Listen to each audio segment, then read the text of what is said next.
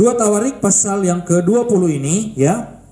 Di ayat yang ke-20 saya baru menyinggung ya di ibadah KRB kemarin hari Kamis. Nah, di situ dikatakan bahwa firman Tuhan menegaskan, percayalah kepada Tuhan Allahmu. Ya. Di dalam mereka memulai ya peperangan melawan musuh mereka. Ya, di dalam hal ini ketika kita menghadapi pergumulan, apa yang menjadi pergumulan kita saat-saat ini? Bagaimana supaya kita mengalami kemenangan itu? Ya, saya dapat di sini bahwa kita harus percaya kepada Tuhan. Amin. Kita harus percaya kepada Tuhan dan kita harus mendengarkan setiap firman Tuhan yang Tuhan sampaikan lewat hamba-hambanya. Saya baca lagi bagian-bagian terakhir. Percayalah kepada Tuhan Allahmu dan kamu akan tetap teguh. Percayalah kepada nabi-nabinya dan kamu akan berhasil. Dengan kata lain, ya, dengar. Ya. Tentu saja sebelum kita percaya, kita harus mendengar. Ya. Nah, mari kita akan melihat akibat kalau kita tidak percaya kepada Tuhan, ya. Akibat ketika kita tidak mendengar para nabi-nabinya. Di dalam hal ini, di saat-saat ini, para hamba-hamba Tuhan yang Tuhan percayakan untuk menyampaikan berita sukacita, berita Injil, atau firman Tuhan itu. Tolong tambah sedikit, kasih kelima. Ya, mari kita akan melihat contoh, ya, contoh yang buruk bagi yang tidak mendengarkan. Ya, kita akan melihat di dalam 1 Samuel pasal 28. 1 Samuel pasal 28.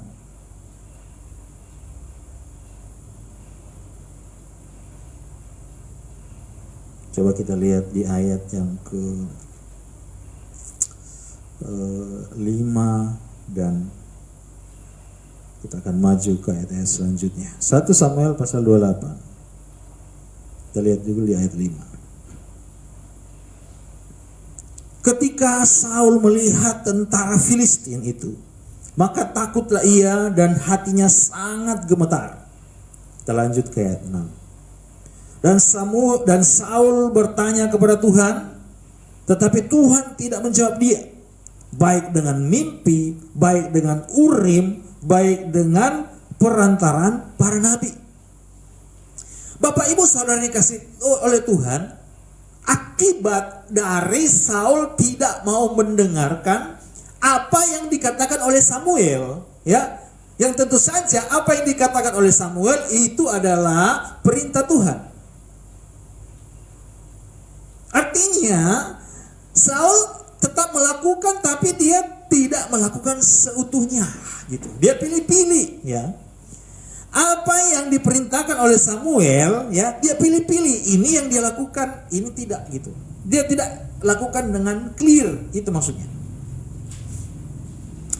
Kalau kita mundur di dalam 1 Samuel pasal 15, ya, kita mundur sedikit di 1 Samuel pasal 15.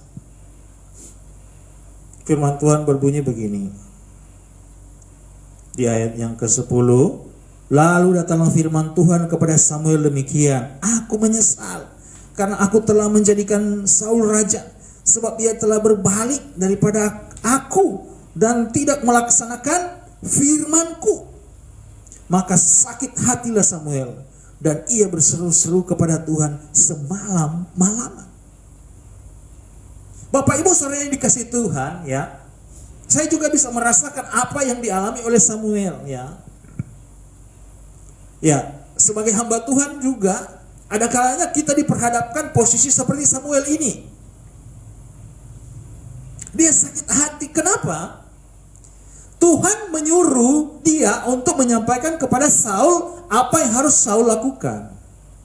Tetapi Saul tidak melakukan, ya, tidak melakukan firman-Nya. Dengan kata lain begini, dia tetap melakukan, tapi dia pilih-pilih, ya, dia pilih-pilih ini yang enak, ini yang mau dia lakukan. Ada kebebalan. Kalau orang Jawa bilang ngeyel, ya. Ya. Dia tetap lakukan. Ya. Kita udah tahu bagaimana Saul itu. Waktu Tuhan suruh bertempur, dia bertempur. Tapi ada hal-hal yang dia tidak lakukan. Kelihatan kecil.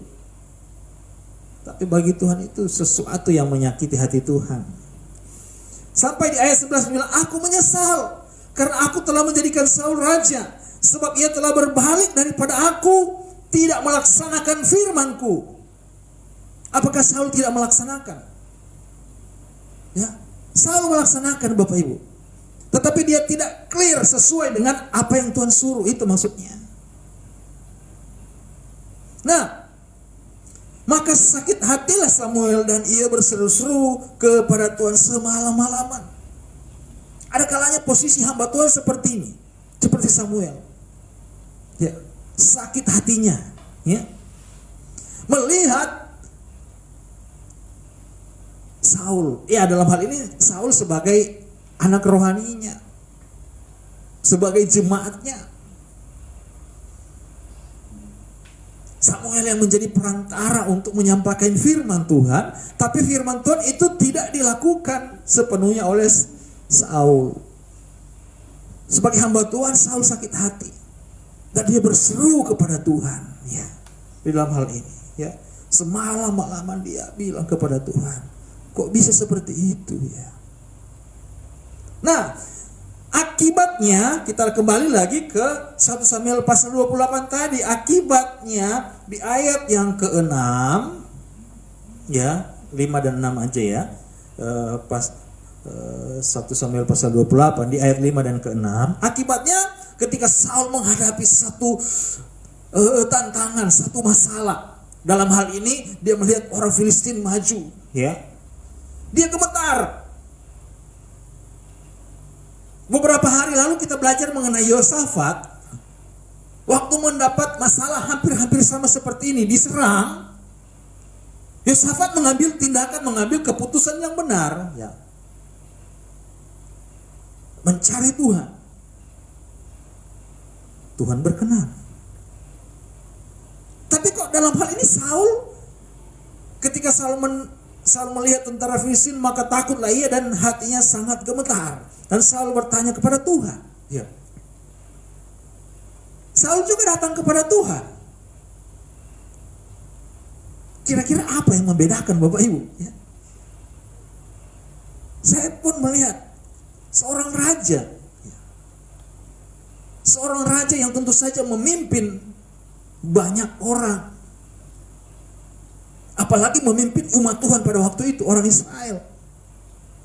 Tetapi waktu dia bertanya kepada Tuhan, Tuhan tidak menjawab dia.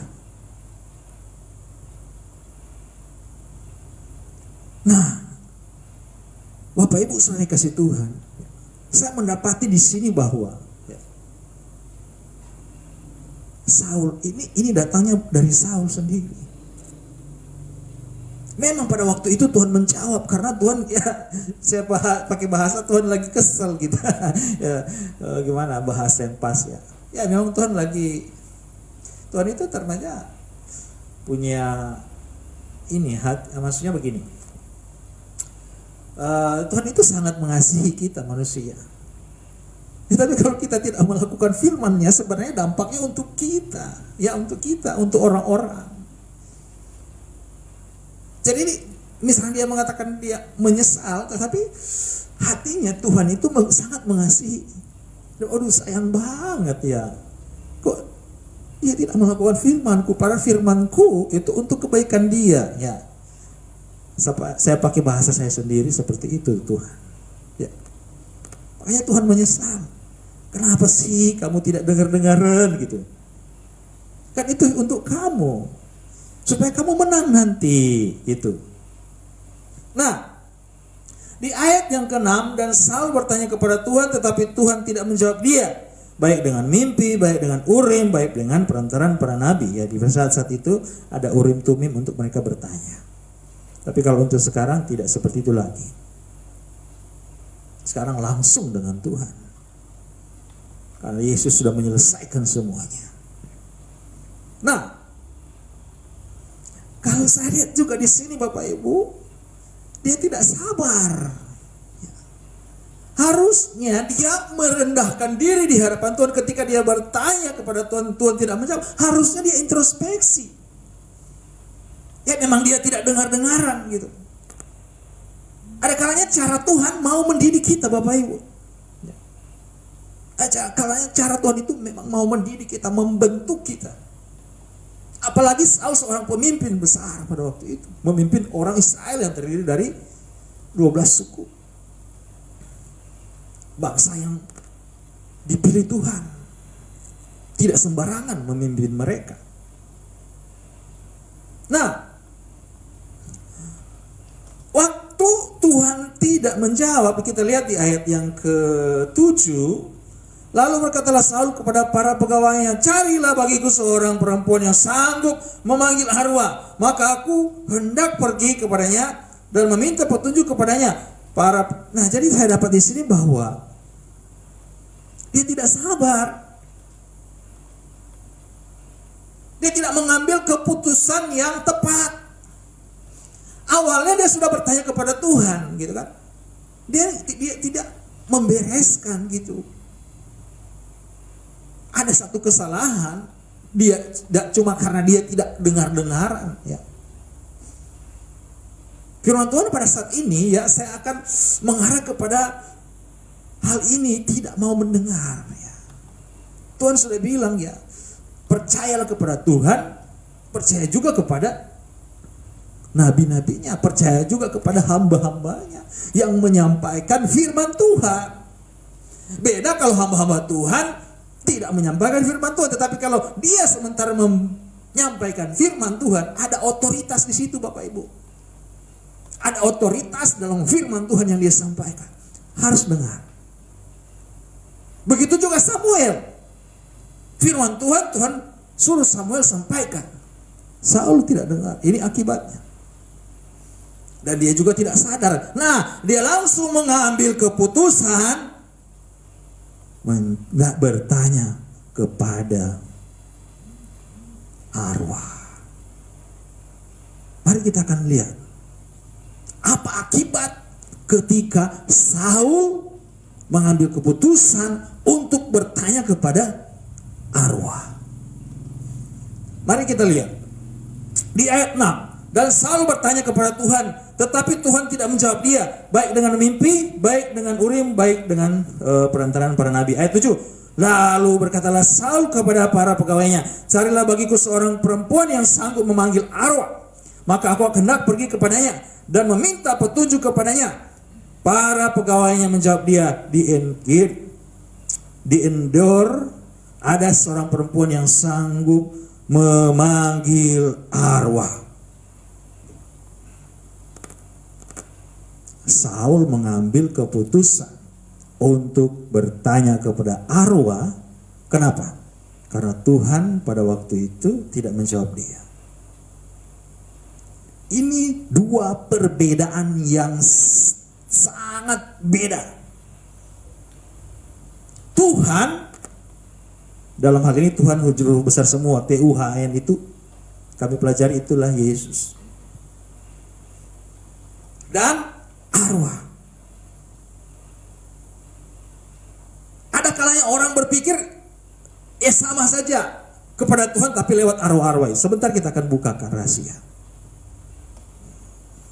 Apa akibat ketika Saul bertanya kepada arwah ini? Mari kita lihat akibatnya.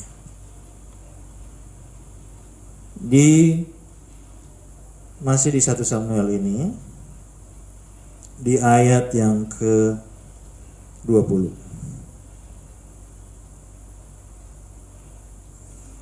Pada saat itu juga rebahlah Saul memanjang ke tanah sebab ia sangat ketakutan oleh karena perkataan Samuel itu. juga tidak ada lagi kekuatannya karena sehari semalaman itu ia tidak makan apa-apa.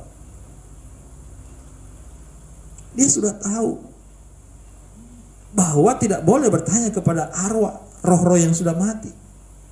Tapi dia masih ngeyel. Jadi di sini Bapak Ibu, yang saya mau kasih tahu di sini bahwa kalau kita sudah tahu, ya, tidak boleh untuk bertanya kepada arwah. Jangan coba-coba kita lakukan itu. Akibatnya Saul mati mengenaskan. Seluruh keluarganya juga mati. Memang masih ada yang tersisa. Tapi Saul mati mengenaskan. Mati dengan tidak terhormat. Karena apa? Dia sudah tahu firman. Dia ngeyel. Beda dengan orang yang belum tahu, Bapak Ibu. Kalau orang yang belum tahu kan, ya memang belum ada yang menyampaikan. Mereka juga berusaha sendiri, maksudnya mencari Tuhan mereka. Oleh karena itu kita yang harus menyampaikan berita ini, berita kebenaran supaya orang itu tidak binasa. Kita yang sudah tahu, kita yang sudah mendengar firman Tuhan ini, kita diberikan tanggung jawab. Kita harus menyampaikan kepada orang-orang yang lain. Dan diri kita sendiri juga harus melakukan. Jangan seperti Saul. Tadinya dia melawan para penyembah arwah, orang yang bertanya kepada roh-roh, dia lawan. Dia singkirkan dari kerajaan Israel. Akhirnya dia sendiri bertanya kepada arwah. Dia mati mengenaskan. Mari kita akan lihat. Di ayat yang keberapa itu, dia minta supaya Samuel itu bisa berbicara dengan dia. Tujuannya begini. Tujuannya dia pergi ke pemanggil arwah ini karena dia mau berbicara dengan Samuel.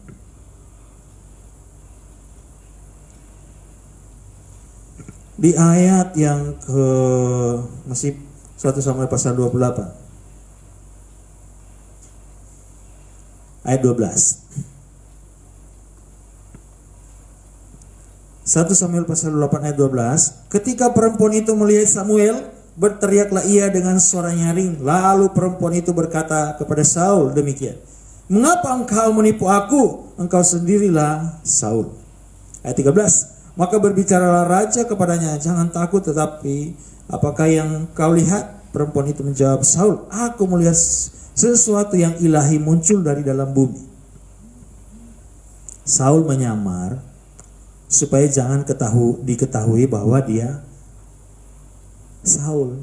Dia menyamar kepada perempuan pemanggil arwah ini karena tadi saya bilang Saul menumpas habis para pemanggil roh, orang-orang yang menyembah seperti ini. Akhirnya dia datang ke situ, makanya Saul menyamar. Karena sebenarnya perempuan ini juga takut. Nah, kemudian ketika melakukan ritual pemanggilan arwah, ya, situ ada bilang begini, aku melihat sesuatu yang ilahi muncul dari dalam bumi.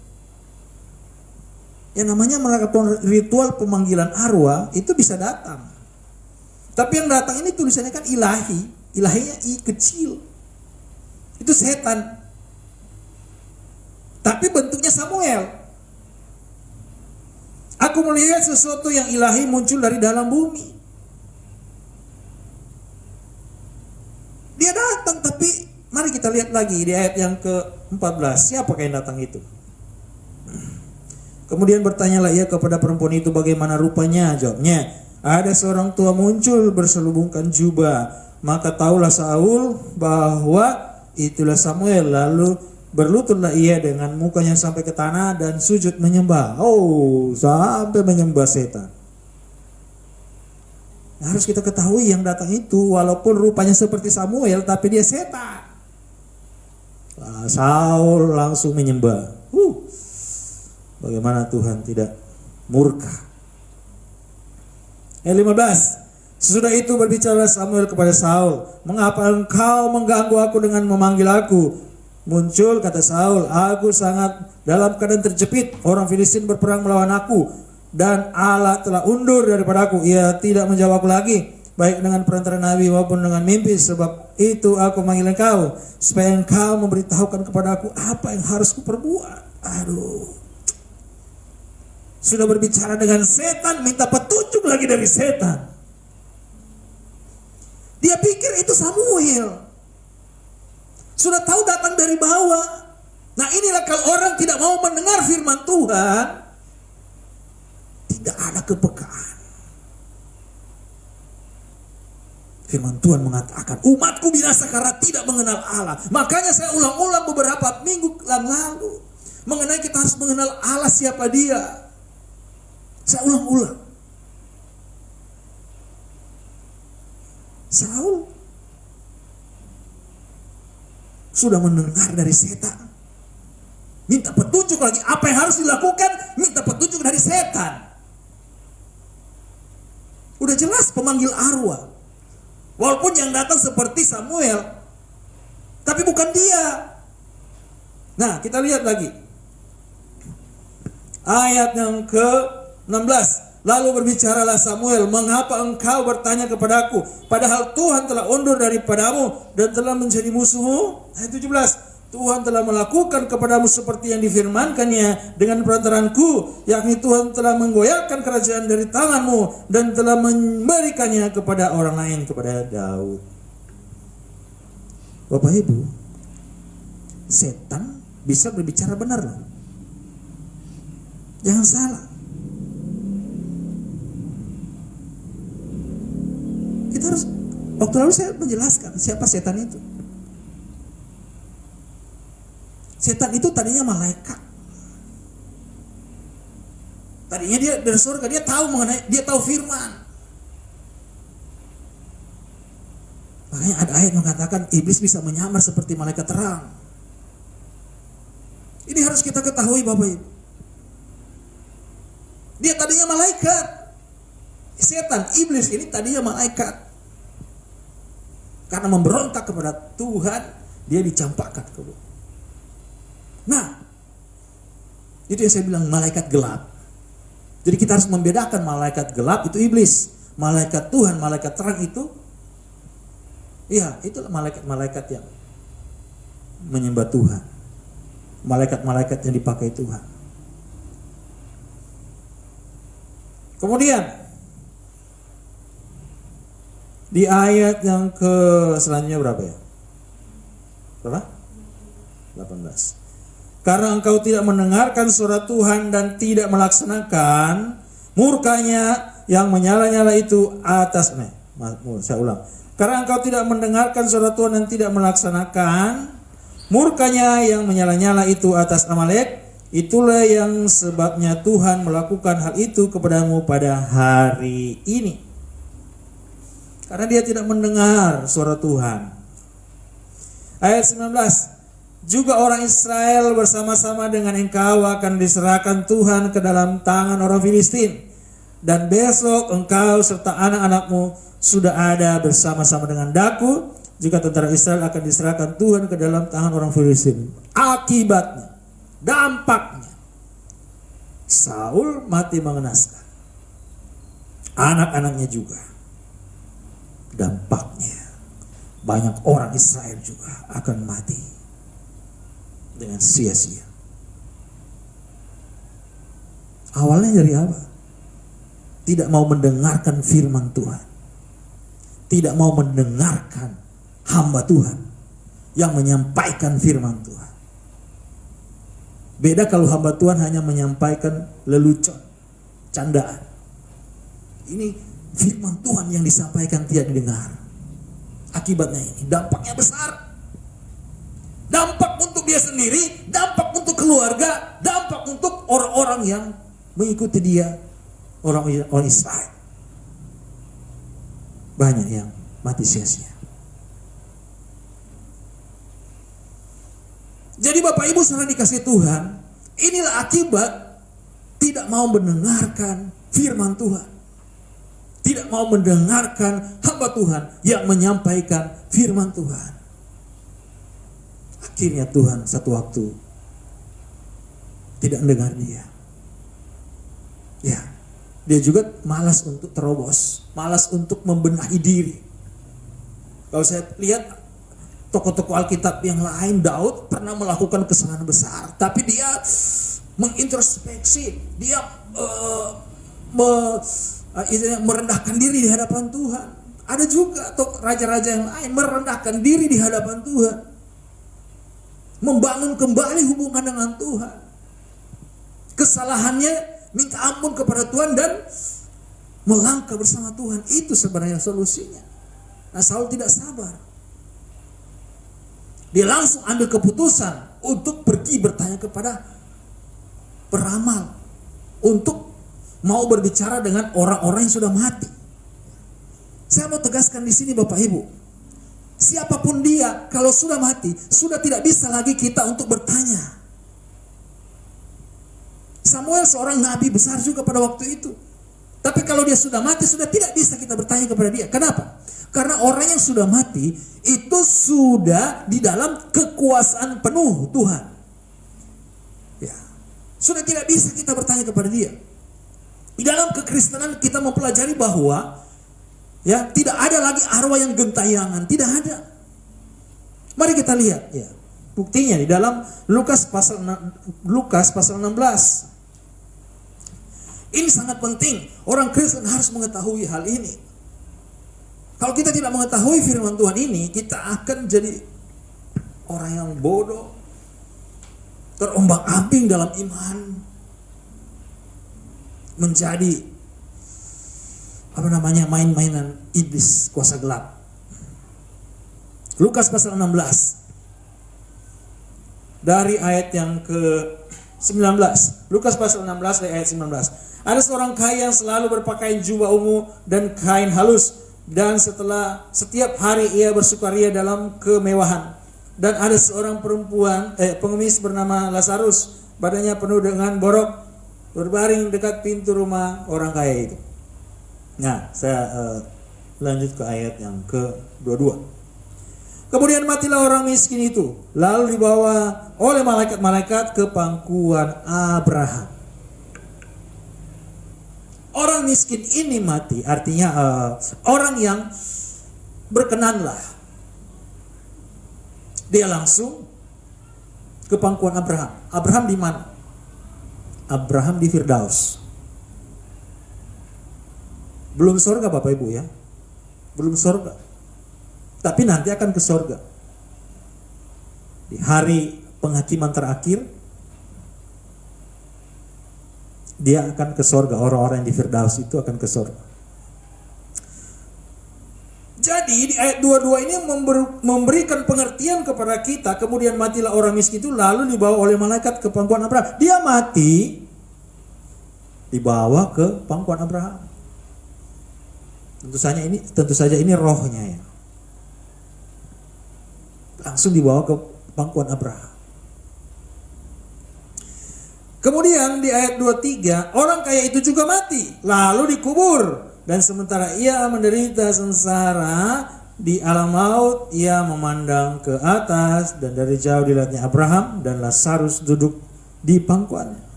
Sama-sama mati tapi beda arah. Lazarus mati ke Firdaus, pangkuan Abraham itu Firdaus. Sedangkan orang kaya ini mati ke alam maut, menderita sengsara di alam maut. Karena dia menderita sengsara di alam maut, dia memandang, dia bisa melihat tapi sudah tidak bisa pindah. Jadi orang yang mati sudah ada tempat masing-masing, sudah tidak bisa keluyuran lagi, sudah tidak bisa berbuat apa-apa lagi. Amin. Orang yang mati ya, dia nggak gentayangan lagi, arwahnya tidak gentayangan lagi. Mari kita lihat.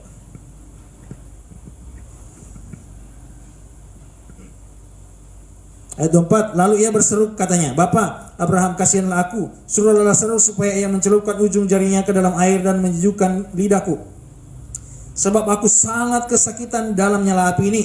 Tapi Abraham berkata, anak, ingatlah bahwa engkau telah menerima segala yang baik sewaktu hidupmu, sedangkan Lazarus segala yang buruk. Sekarang ia mendapat hiburan dan engkau sangat menderita. Ayat 26, selain daripada itu, di antara kamu dan engkau, kami dan engkau, terbentang jurang yang tak terseberangi, supaya mereka yang mau pergi dari sini kepadamu ataupun mereka yang mau datang dari situ kepada kami tidak dapat menyeberang.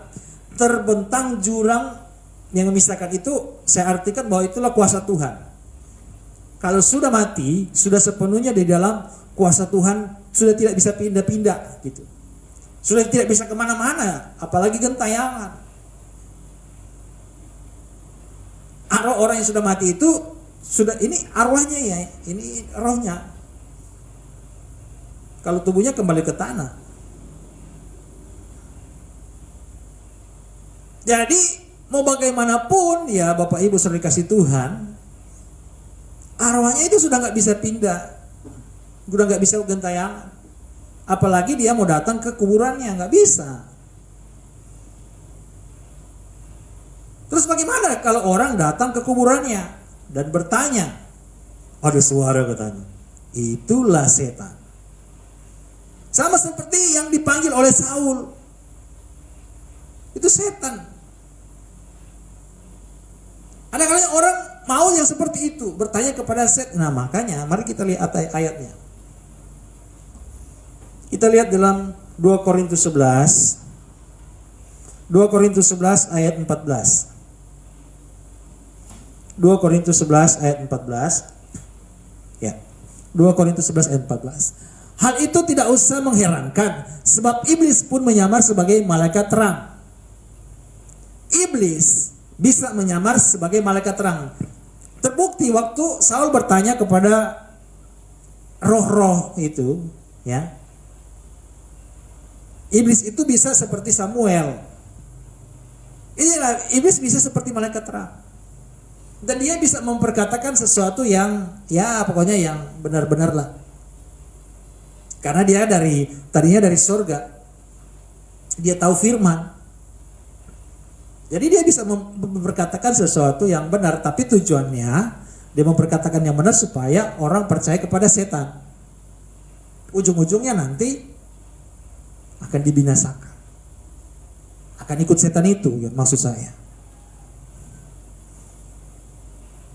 Akibatnya apa Bapak Ibu? Mari kita lihat. Wahyu pasal 21. Wahyu pasal 21 ayat 27. Wahyu pasal 21 ayat 27. Tetapi tidak akan masuk ke dalamnya sesuatu yang najis atau orang yang melakukan kekejian atau dusta, tapi hanya mereka yang namanya tertulis di dalam kitab kehidupan anak domba itu. Orang yang melakukan kekejian, dusta, ya, najis, dusta, kekejian, itu sama-sama itu. Hampir-hampir sama. Tidak masuk surga. Mereka dilemparkan ke lautan api. Mari kita lihat yang dimaksud dengan kekejian. Mungkin kita kalau berbicara kekejian kita tidak mengerti, ya kan? Melakukan yang najis. Mungkin kita ya seperti itu. Mari kita lihat supaya jelas, firman Tuhan akan menjelaskan kepada kita apa yang dimaksud dengan kekejian itu. Kita akan lihat di dalam Ulangan pasal 18. Mari kita lihat Ulangan pasal 18. Ayat 10 dan 11, ini yang dimaksud dengan kekejian, orang yang melakukan kekejian dan tidak masuk surga. Di antaramu janganlah dia dapati seorang pun yang mempersembahkan anaknya laki-laki atau anaknya perempuan sebagai korban dalam api, ataupun seorang yang menjadi petenung, seorang peramal, seorang penelas, seorang penyihir. Lanjut ayat 11. Seorang pemantra, ya, ataupun seorang yang bertanya kepada arwah. Firman Tuhan jelas Bapak Ibu, ini bukan pikiran saya. Seorang yang bertanya kepada arwah atau kepada roh peramal, atau yang meminta petunjuk kepada orang-orang yang sudah mati. Inilah yang dimaksud dengan kekejian-kekejian. Mari kita lanjut ayat selanjutnya 12. Sebab setiap orang yang melakukan hal-hal ini adalah kekejian bagi Tuhan, ya kan? Firman Tuhan yang mengatakan yang melakukan tadi, ya, termasuk bertanya kepada roh-roh yang sudah mati, kekejian bagi Tuhan. Dan oleh karena kekejian-kekejian inilah Tuhan Allahmu menghalau mereka dari hadapanmu. Kalau masih bertahan melakukan itu, Bapak Ibu, kalau tidak bertobat, lautan api nanti, hidup kematian kekal.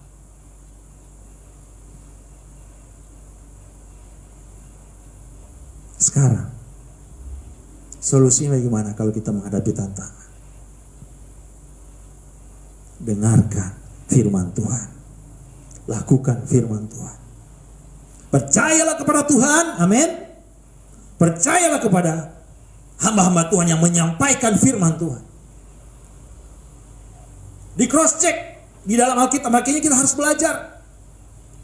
Di cross check, benar nggak, tertulis nggak, pengertiannya benar nggak, pemahamannya benar nggak, itu sudah benar kita lakukan.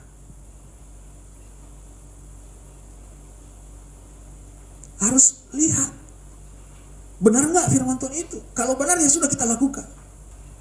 Jangan milih-milih dan jangan salah ambil keputusan. Kita diberikan kesempatan untuk memilih, Bapak Ibu. Waktu Yosua berhadapan dengan bangsa Israel, Yosua bilang, pilihlah pada saat ini. Kamu mau beribadah kepada siapa? Kamu mau menyembah siapa? Pilih. Kamu mau menyembah seperti para leluhur, menyembah roh orang mati? Atau kamu mau pilih mengikuti orang-orang yang ada di sekitarmu yang melakukan sesuatu yang tidak sesuai dengan kehendak Tuhan? Mengikuti yang kebanyakan apa sih namanya itu?